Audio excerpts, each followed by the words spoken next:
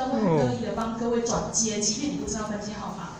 好，但是呢，有一件事情就是我个人要拜托各位老师，如果你会忘记这个号码，我前面有放我的名片，多到印不完，多到发不完哈，就是。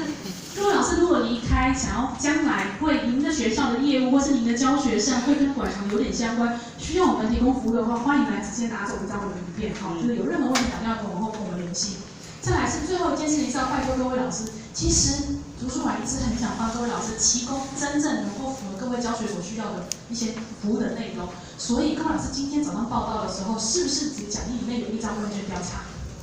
麻烦老师帮我们填写一张问卷调查，告诉我们你们最想办到、最希望图书馆为各位办什么样的活动，或者是办什么样的主题。比如说，台湾文史教学研习每年都会有不同的主题，像今年是台湾历史人物，我们明年 maybe 就办台湾文学或台湾艺术、台湾音乐。你希望是什么主题，就帮我写在这张问卷上。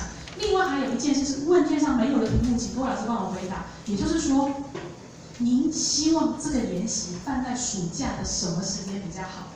我们办在暑假初，有老师跟我们说，我们曾经办过暑假初哈，老师跟我们讲说，刚放暑假我要休息一下。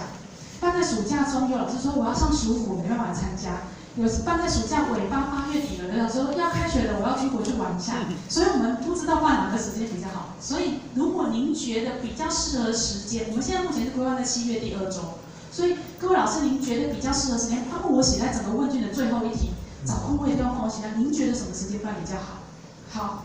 以上就是今天的研习内容，请问各位老师有没有什么问题？我们研习时数会在24号以后的那个礼拜核发，就月底以前一定拿得到。我们核发研习就是7小时。如果有什么问题的话，再跟我们联系。如果没有问题的话，那我们今天研习就到这边，请把您的离开时，请把您的问卷调查交给我们工作人员就可以了。谢谢大家。是，完了。